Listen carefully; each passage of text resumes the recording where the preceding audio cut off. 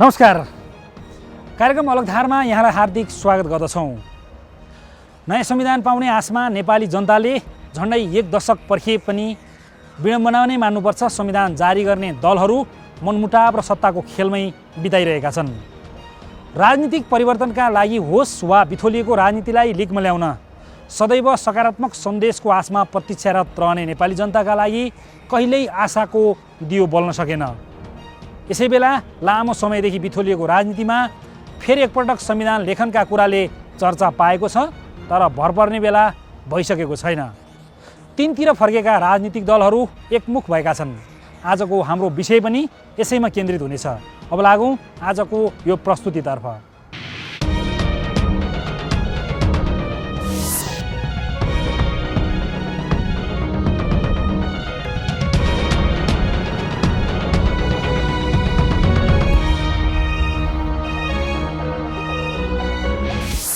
संविधान जारी गर्ने मिति घोषणा हुँदै संविधान जारी नभएको कतिपटक मिति भयो, अब त्यो जनताले बिर्सिसकेका छन्।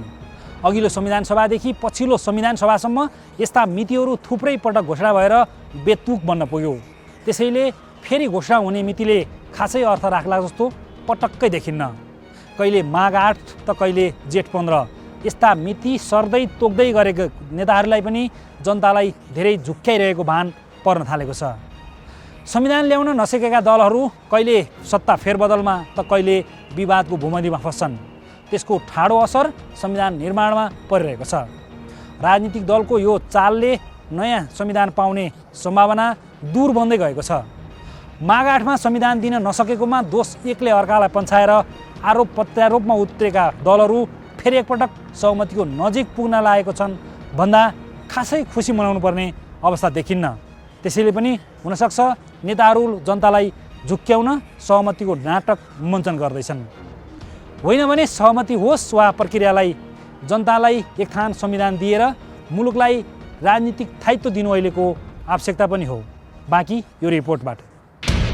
दुई किनारा भएका दलहरूको दोभान भेटियो। असारसम्म संविधान दिन कसिए दलहरू।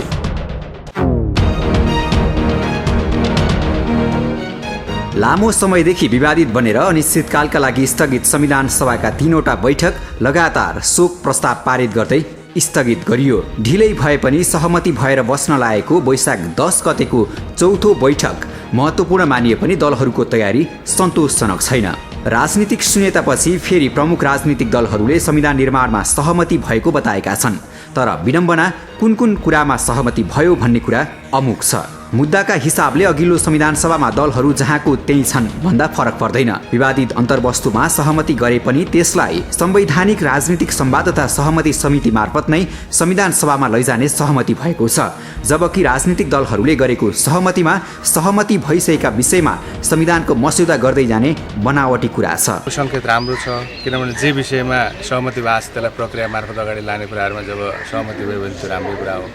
जे कुराहरूमा हाम्रा केही छलफलहरू बाँकी छन् ती विषयहरूलाई छलफल चलाउँदै अगाडि बढ्नुपर्छ र एकअर्काका सबभन्दा बढी आग्रह कहाँनिर छन्, एकअर्काका डिमान्डहरू सबभन्दा बढी कुन विषयमा बढी छन् त्यस कुरालाई बढी अधिकतम रूपमा सम्बोधन गर्ने गरिकन अगाडि जाउँ भन्ने कुराहरू पनि आए।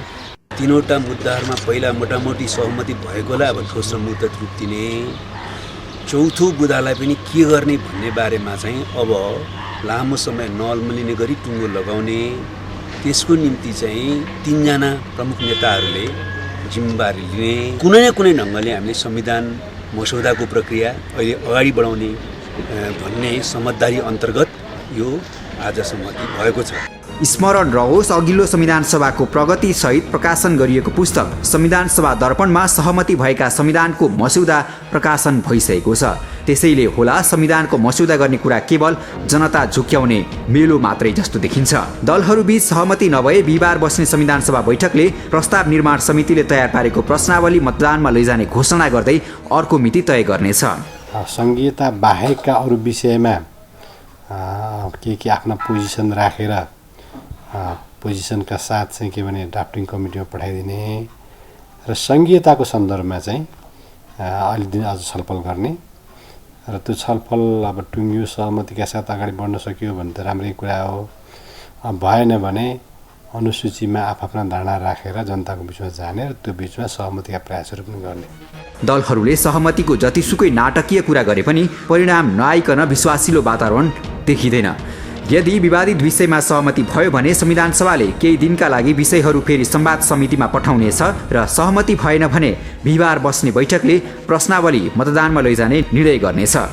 संविधान सभाले केही दिनको समय राखेर प्रश्नावली मतदानमा लैजाने घोषणा हुन सक्छ। यद्यपि हिजोसम्म आन्दोलन भन्दै सडकमा पुगेको माओवादी एकाएक सहमतिमा आएपछि मुलुकले राजनीतिक निकास पाउने आशा भने गर्न सकिन्छ। उनीहरूको भनाइ पनि त्यस्तै छ कि असहमति गरेर अरूलाई फाइदा पुर्याउन दिनुभन्दा सहमतिमा जानु नै उत्तम हो।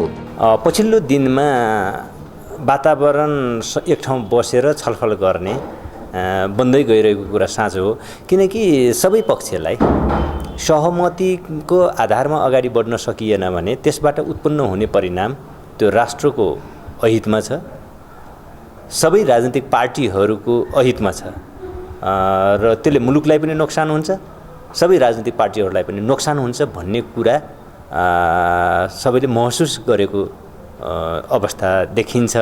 त्यस कारणले पनि एक ठाउँमा बसेर समस्याको समाधान खोज्ने, समाधान गर्ने वातावरण बन्दै गइरहेको। अघिल्लो संविधान सभामा सहमति हुन नसकेका विषयहरू राज्य पुनर्संरचना, शासकीय स्वरूप, निर्वाचन प्रणाली र न्याय प्रणालीका विषयमा अझै पनि दलहरूले सहमति जुटाउन बाँकी छ। यो बीचमा मस्यौदासम्मको यात्रा कसरी अघि बढ्छ हेर्न बाँकी छ। लामो समयदेखि अनिश्चितकालका लागि स्थगित संविधान सभाको 3वटा बैठक लगातार शोक प्रस्ताव पारित गर्दै स्थगित हुन पुग्यो। ढिलै भए पनि 3 दलबीच सहमति भयो भन्दै बस्न लागेको यो चौथो बैठक महत्त्वपूर्ण मानिए पनि दलहरूको तयारी त्यति सन्तोषजनक भने मान्न सकिन्न। राजनीतिक शून्यतापछि फेरि प्रमुख राजनीतिक दलहरूले संविधान निर्माणमा सहमति भएको ढ्वाङ पिटेका छन्, तर विडम्बना कुन कुन कुरामा कसरी सहमति भयो भन्ने कुरा अमुक छ। मुद्दा र सहमतिका हिसाबले अघिल्लो संविधान सभामा दलहरू जहाँ थिए अहिले पनि त्यही छ भन्दा खासै फरक पर्दैन। तैपनि सहमति भएका कुराहरू मस्यौदा बनाउन अग्रसर हुनुलाई तीनतिर फर्केका 3 दल फेरि एउटै टेबलमा बसेका छन्। राजनीतिक हिसाबले यो पनि सकारात्मक नै मान्नुपर्छ। बाँकी यो रिपोर्टबाट। अन्त्य भयो रे शीत युद्ध, सुरु भएकै हो त सहयात्रा। संविधान लेखनबाट अब नभड्किन जनताको खबरदारी। संघीयतामा जाँदा कति प्रदेश बनाउने, सीमाको निर्धारण र नामाकरण कसरी गर्ने भन्नेमा दलहरूबीच विवाद कायमै छ। अन्य विषयमा सहमति भए पनि शासकीय स्वरूपमा नोट अफ डिसेन्ट लेखेरै भए पनि अघि बढ्ने माओवादीले बताउँदै आएको छ। नयाँ प्रणालीमा देखिएको विवादमा भने दलहरू सहमति नजिक पुगेको बताए पनि मिल्न बाँकी सबै विषय एकैचोटि प्याकेजमा सहमति गर्ने भन्दै अड्किएको छ। 3टा विषय मस्यौदामा जान्छ, अरू बाँकी जे जति मिल्न छ खास गरी संहिताको सन्दर्भमा 3 नेताहरू बसेर टुङ्ग्याउने हो होइन। त्यो एकै दिनमा टुङ्गिन्छ भन्ने छैन, क्रमशः छलफल हुँदै जान्छ। अब टुङ्गो लाग्दै जाँदाखेरि त्यसमा विषयवस्तुमा सहमति हुने, अन्तर्वस्तुमा सहमति हुने सम्भावना पनि रहन्छ। कदाचित अन्तर्वस्तुमा सहमति भएन भने यसलाई कसरी टुङ्ग्याउने भन्ने प्रक्रियामा चाहिँ सहमति हुन सक्छ। बैठकमा सभाध्यक्षले संविधान सभा बैठक मार्फत संवाद समितिलाई निश्चित दिन तोकेर दलहरूबीच भएको सहमतिलाई प्रतिवेदन बनाएर संविधान सभामा पेश गर्न निर्देशन दिने कार्यक्रम छ। त्यसपछि संविधान सभाले मस्यौदा समितिमा पठाउनेछ।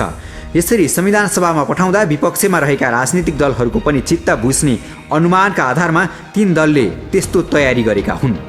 संवाद समितिले आफ्नो पछिल्लो प्रतिवेदन पुस अन्तिममा संविधान सभामा बुझाएको थियो। संविधान सभाले दिएको समयमा पनि विवादित विषयमा सहमति गर्न नसकेको र प्रश्नावली पनि तयार गर्न नसकेको भन्दै माघ 11 गते प्रश्नावली तयार पार्न छुट्टै समिति बनाइएको थियो। त्यति बेलै जसरी पनि संविधान निर्माण प्रक्रियामा जानुपर्ने आवाज उठाउँदै आएका पक्षहरू पनि यो सहमतिले हर्षित देखिन्छन्। गत सोमबार बसेको प्रमुख 3 दलको बैठकले संविधानका विवादित विषयमा समझदारी कायम गर्ने र संविधान सभाको प्रक्रिया अगाडि बढाउने भन्ने बारे निष्कर्ष निकाल्न काङ्ग्रेस सभापति एवं प्रधानमन्त्री सुशील कोइराला, एमाले अध्यक्ष केपी ओली र माओवादी अध्यक्ष पुष्पकमल दाहाल प्रचण्डलाई जिम्मेवारी दिएको थियो। उक्त जिम्मेवारी पाएको केही घण्टा नबित्दै प्रधानमन्त्री कोइराला इन्डोनेसियामा हुने सम्मेलनमा भाग लिन गएपछि थप वार्ता हुन सकेको छैन। के नभयो भन्दै सहमतिको कुरा गरेको 3 दल बैठक बस्ने दिनसम्म चुपचाप हुनुले फेरि पनि यसै भन्न सकिन्न। सहमतिको निम्ति जिम्मेवार भएर लाग्नुपर्छ भन्ने कुरा हामीले पनि महसुस गर्दै आएका हौँ। यही कारणले अहिले पछिल्लो दिनमा अलिकति केही सकारात्मक सङ्केतहरू आएका छन्। अब विषयवस्तुको हिसाबले पनि छ, जस्तो हिजो निर्वाचन प्रणाली कस्तो बनाउने,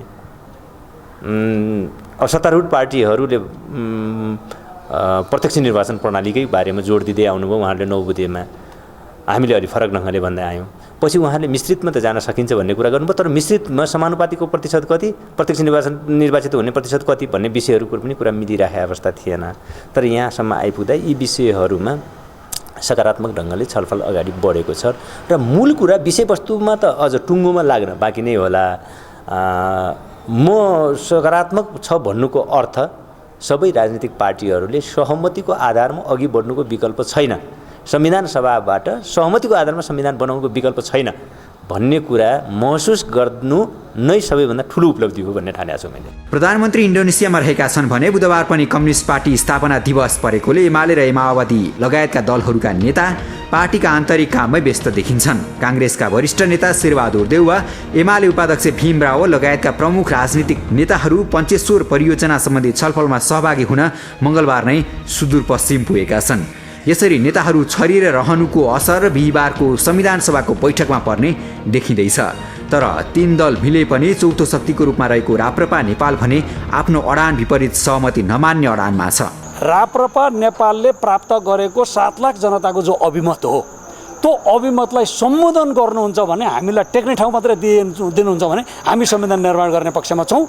होइन र यदि त्यो 7 लाख जनतालाई चाहिँ मानमर्दन गरिन्छ, त्यसलाई अपमान गरिन्छ भने संविधान सभाबाट यो 10 गते पनि यो संविधान सभाको कारबाही अगाडि बढ्न सक्दैन भनेर हामीले प्रष्ट रूपमा राखेका छौँ। दोस्रो संविधान सभाको सुरुवातमा पटक पटक म्याद थप्दा पनि संवैधानिक समितिका सभापति डाक्टर बाबुराम भट्टराईले आफू नेतृत्वको समितिमा संविधानका विवादित विषयमा सहमति जुटाउन नसकेपछि विवाद बढेर संविधान सभामै तोडफोड हुन पुग्यो। त्यसको परिणाम आजसम्म संविधान सभाबाट निकास निस्कने सम्भावना त्यति सजिलो देखिँदैन।